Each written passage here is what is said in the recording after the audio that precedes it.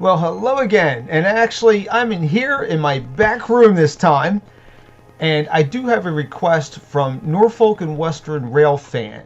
And they wanted me to go back to the Roanoke Shops in Roanoke, Virginia.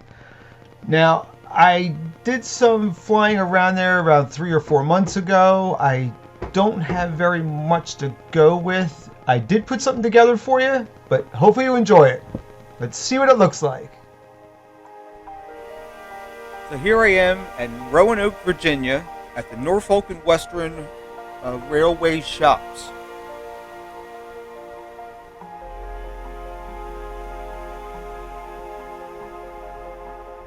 Now that little building on the left there, that is a storehouse. And the building on the right, that looks like, I believe it used to be a freight car shop. Oh, I thought this was a pretty nice shot here. This is the turntable in the back area. And of course, then you got the Roundhouse on the left. And I'm going by a map I got here from the 1950s. It looks like it didn't stock the locomotives or the steam trains. It was more like the passenger cars.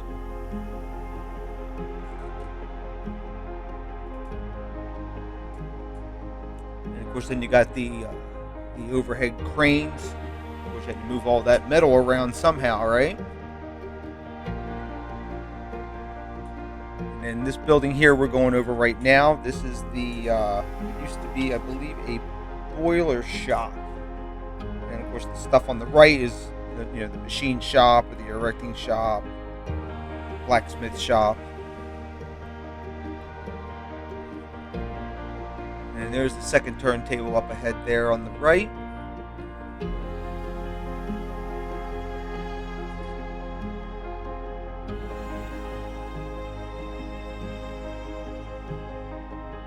And this is a nice little sunset going on here.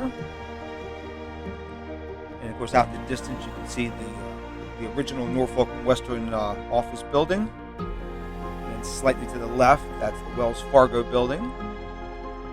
The highway here in front of us, this is Interstate 581, which didn't exist until probably, I think, in the 1960s. Don't know the exact date, but I believe it was in the 60s.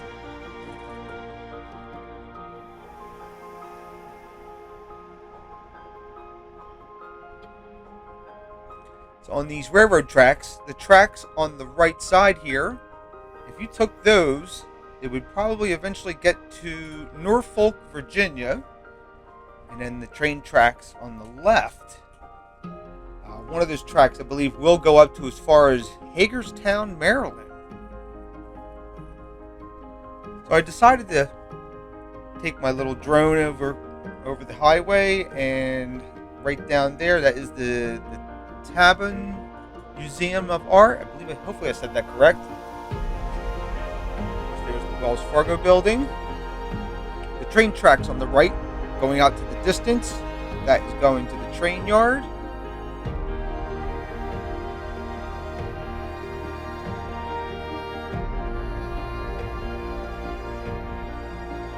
Right there in the middle there, where you see a bunch of dirt at, they tore down the bus station there. I'm not sure what's going on there now.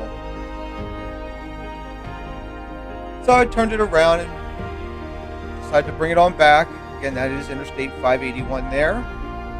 There's that turntable at the bottom there. There used to be a roundhouse around there at one point in time.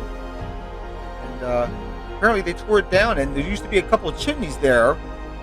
I think they took that down in 2014, I think. I don't know the exact date, but there was a couple stacks there.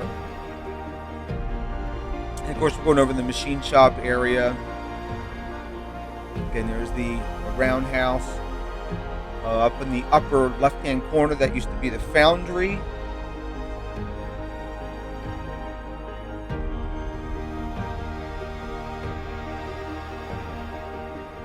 And right now I'm just bringing it on back. Back there in the corner, you can't see. But it's a shame that it's all closed down now, and I believe that they're stationed in Altoona, Pennsylvania now. But hopefully it could do something with that in the future. And of course, again, I'm just bringing it down. There's the Wells Fargo building on the right side a little bit. And you can see some clouds in the back there. I believe a storm is brewing up. And if you look very carefully, you can probably barely see the Dr. Pepper sign back there in the distance. And hopefully you enjoy that. Again, here's a general view of the map area that I flew the drone in. And of course it's dated 1950. That's how I got some of my information actually. And I flew the DJI Phantom 3 Standard around at that date. And I've actually had this now for it'll be almost 6 years, Christmas time. And I've done a lot of flying with this. So I'm hopefully to do a lot more with it. So until next time, see you on the next one.